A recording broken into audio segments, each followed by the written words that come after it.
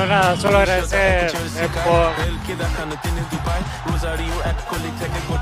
agradecerle el cariño de todos estos días a India. La verdad que fue una experiencia muy linda para nosotros poder compartir.